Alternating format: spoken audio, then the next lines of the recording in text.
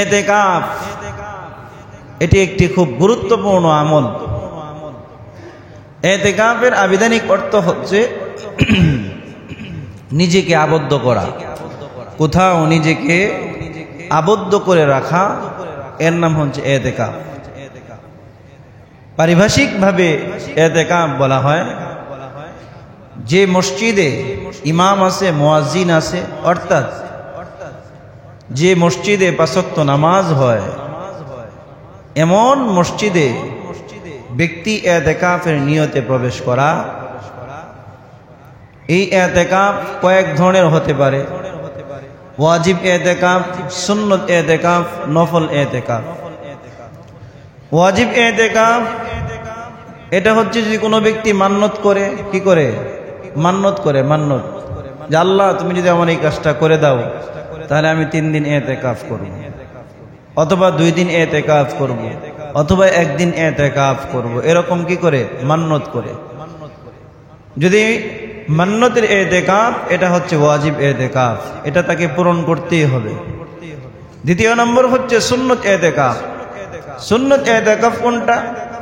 রমজানের শেষ দশকে 10 দিন যেটা করা হয়। কয়দিন? কয়দিন ভাই এতেকাফ? 10 দিন। অনেকে 2 দিন করে, 3 দিন করে। হ্যাঁ, 2 দিন 3 দিন এটা নফল হবে, সুন্নত হবে না। কি হবে ভাই? নফল হবে। যেমন মসজিদে প্রবেশের সুন্নত কয়টা? 5টা। কয়টা ভাই? 5টা। 1 নম্বর হচ্ছে ডান পা দিয়ে প্রবেশ করা, দোয়া পড়া, তারপরে বিসমিল্লাহ বলা, দুরূদ শরীফ পড়া, দোয়া পড়া, এতেকাফের নিয়ত করা। কি করা ভাই? এতেকাফের নিয়ত করা। এতেকাফের যে ব্যক্তি নিয়ত করে, এই ব্যক্তি আর দুনিয়াবি কথাবার্তা বলতে পারে না। দুনিয়াবি কথাবার্তা বলতে পারে না। অথচ আমরা দেখি মসজিদে ঢোকার পরে মোটামুটি দুনিয়াবি কথাবার্তা বলার একটা বাজার, ছোটখাটো একটা বাজার জমে যায়। কি কোন ঠিক না বেঠিক? ছোটখাটো একটা বাজার মোটামুটি একটা জমে যায়, আমরা ছোটখাটো একটা বাজার জমিয়ে ফেলি। অথচ এতেকাফ অবস্থায় দুনিয়াবি কোনো কথাবার্তা বলা যায় না।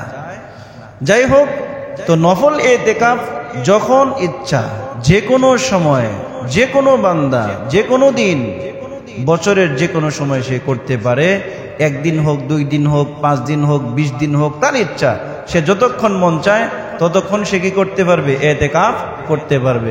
কিন্তু সুন্নত এতেকাফ হচ্ছে 10 দিন। সুন্নত এতেকাফ কয়দিন? 10 দিন। এই 10 দিন এতেকাফ, এই সুন্নত এতেকাফ, এটা সুন্নত আল কিফায়া, সুন্নতুল মুআক্কাদা আল কিফায়া, সুন্নতুল মুআক্কাদা আল কিফায়া। যে এটা জানাজার নামাজের মতো। এক মহল্লার কোনো ব্যক্তি মারা গেছে, ওই মহল্লার যদি কেউ জানাজার নামাজ না পড়ে সমস্ত মানুষ গুনাহগার হবে। কিন্তু কয়েকজন ব্যক্তি যদি ব্যক্তির জানাজার নামাজ পড়ে দেয় তাহলে সমস্ত মানুষ এই জিম্মাদারি থেকে মুক্তি পাবে, গুনাহ থেকে মুক্তি পাবে। তদ্রূপ প্রতিটি মহল্লার বাসিন্দাদের মধ্য থেকে, ভাড়াটিয়া না, ভাড়াটিয়া বলতে আমাদের সমাজে গ্রামে আছে, সেটা হচ্ছে যে একজনকে খুঁজে খাজে কোত্থেকে বের করে তাকে ভাড়া দিয়ে বসায়। 10 দিন তুই এই 10 দিনে তোরকে প্রতিদিন 500 টাকা রোজে দিয়ে দিব। আছে না নাই? হ্যাঁ, 500 টাকা কি করব? রোজে দিয়ে দিব। এই ভাড়াটিয়া নয়, নিজেদের মধ্য থেকে কোনো ব্যক্তি সে এই সুন্নত এতেকাফের নিয়তে 20 তারিখ ইফতারির পূর্ব মুহূর্তে তার প্রয়োজনীয় সামানপত্র নিয়ে মসজিদে প্রবেশ করবে। একদম ঈদুল ফিতরের চাঁদ দেখার পর সে মসজিদ থেকে বের হবে। এর আগে সে মসজিদ থেকে বের হবে না। কিছু কিছু প্রয়োজনে সে বের হতে পারবে। তার যদি ওযুর প্রয়োজন হয়, ইস্তেনজার প্রয়োজন হয়, তার যদি আপনার ফরজ গোসল হয়ে যায়, তাহলে, আর যদি তার খাবার আনার কোনো ব্যক্তি না থাকে তাহলে সে খাবার আনতে যেতে পারবে। কিন্তু জানাজার নামাজ, কোনো ব্যক্তিকে, রোগীকে দেখার জন্য, এই সমস্ত কারণে কোনো এতেকাফকারী মসজিদ থেকে বের হতে পারবে না। আরো অনেক শর্ত আছে, যারা বসবে তাদেরকে আমি ইনশাল্লাহ জানিয়ে দিব।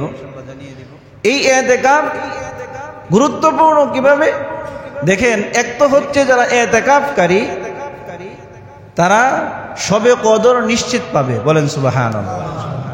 দুই নাম্বার ফজিলত, যে এতেকাফ করো, আল্লাহ নবী বলেন কাহাজ্জাতাইনি ওয়া উমরাতাইন, যে ব্যক্তি এতেকাফ করলো ওই ব্যক্তি দুটি কবুল হজ এবং দুটি কবুল উমরার সওয়াব পেল। বলেন সুবহানাল্লাহ। দুটি কবুল হজ 5 কমপক্ষে 10 লাখ টাকা লাগবে। কয় লাখ? 10 লাখ। আর 40 দিন যাতায়াত আছে না নাই? শ্রম আছে না নাই? ক্লান্তি আছে না নাই? দুশ্চিন্তা আছে না নাই?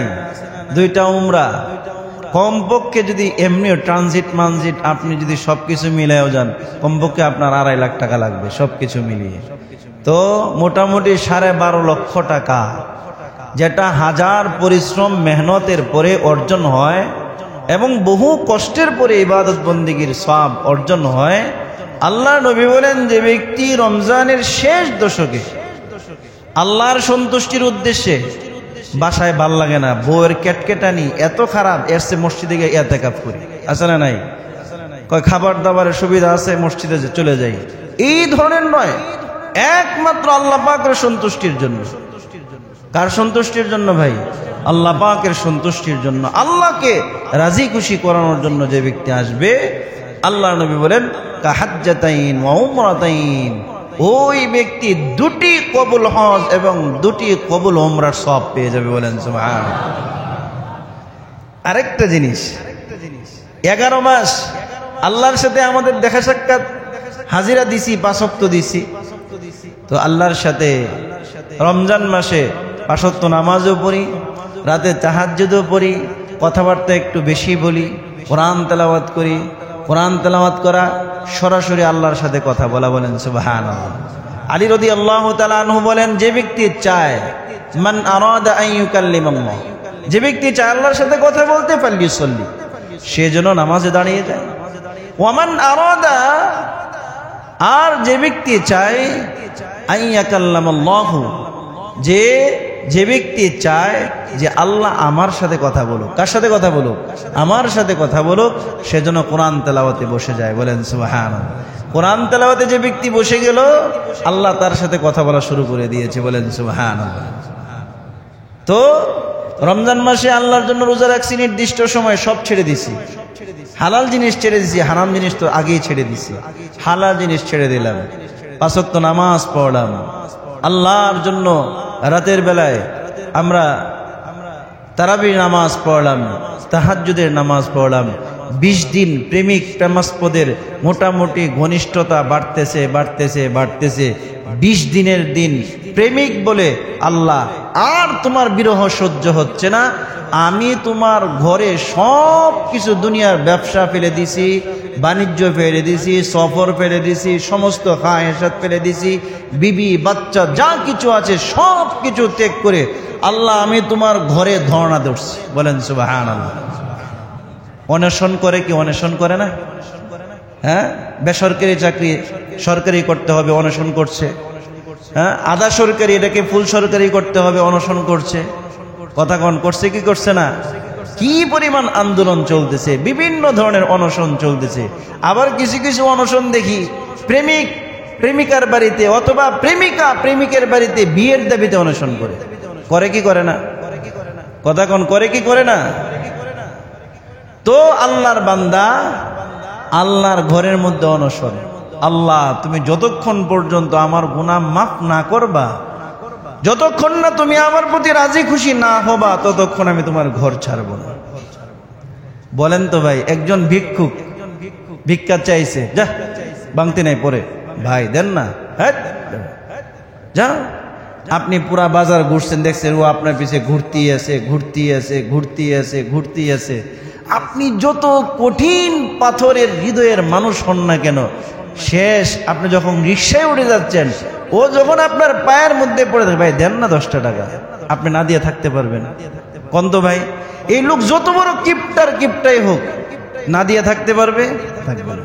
আল্লাহ তো বান্দাকে দেওয়ার জন্য প্রস্তুত। বলেন সুবহানাল্লাহ। বান্দাকে দেওয়ার জন্য প্রস্তুত। ওই বান্দা যখন আল্লাহর ঘরে বসে অন্বেষণ শুরু করে দেয়, আল্লাহ আমি তোমার কাছে সব কিছু ছেড়ে চলে আসছি, তখন আল্লাহ পাক বান্দার গুনাহও মাফ করেন, তার প্রতি রাজি খুশি হন, তাকে সবে কদরও দান করেন, তার জন্য জান্নাতের ব্যবস্থাও আল্লাহ পাক করে দেন। বলেন সুবহানাল্লাহ। এই যে দেখেন, আমরা ইতিকাফ যারা করব, কে কে আছি ভাই এই ফজিলত পেতে চাই? হুজুর ওয়াজ তো ভালোই লাগে, ওয়াজ তো কি লাগে? ভালোই লাগে, কিন্তু আমল ভালো লাগে না। 10 দিনে আপনি জানেন, 10 দিনে যদি আমি মোটামুটি 30 গাড়ি পাথর বেচতে পারি, আমার কত টাকা লাভ হবে আপনি জানেন? কি বলেন? কিন্তু ভাই এই 10 দিনে আপনি 30 গাড়ি পাথর বেচে যা লাভ করবেন, এই 10 দিন যে ব্যক্তি পাথর বিক্রি করবে না, ও ঈদের পরে পাথর বিক্রি করে আপনার চেয়ে 1000 গুণ বেশি বরকত সে পাবে ইনশাআল্লাহ। কথা কন না? 1000 গুণ বেশি বরকত পাবে। বরকত এটা ভিন্ন জিনিস ভাই। একটা হচ্ছে সম্পদের প্রাচুর্যতা, আর একটা হচ্ছে বরকত। দুই জিনিস। প্রাচুর্যতা আর বরকত এক জিনিস না। প্রাচুর্যতা আর বরকত কি এক জিনিস না। একটা হচ্ছে হিউজ অফ মানি, অনেক টাকা, অনেক টাকা। আর একটা হচ্ছে বরকতের জীবন। অনেক টাকা, এই ব্যক্তির ঠান্ডা হইলেও সিঙ্গাপুর যাওয়া লাগে। কোথায় যাওয়া লাগে? সিঙ্গাপুর যা, মাউন্ট এলিজাবেথে যাইতে হয়, বিভিন্ন বড় বড় হসপিটালে যাইতে হয়। একটা বিদেশ থেকে ঘুরান দিয়ে আসতে মোটামুটি তার চলে যায় 20 লাখ 25 লাখ। আরেক বেটির বরকত আছে, বেটার বরকত আছে। এই ব্যক্তির যদি ঠান্ডা হয়, ও কালো জিরা আর মধু 2-3 বার খাইলে তার ভালো হয়ে যায়। বলেন না সুবহানাল্লাহ। এটা বরকত। এটা কি ভাই? ইটস কল বরকত। এটাকে বলা হয় বরকত। তো আপনি হয়তোবা অনেক ব্যবসা করতে পারবেন, হিউজ পরিমাণ টাকা কামাতে পারবেন, কিন্তু বরকত আপনার থাকবে না। যে ব্যক্তি, যে ব্যবসায়ী সব কিছু বাদ রেখে ইতিকাফ করবে, আল্লাহ পাক তার সম্পদে বরকত দান করবেন। বলেন সুবহানাল্লাহ।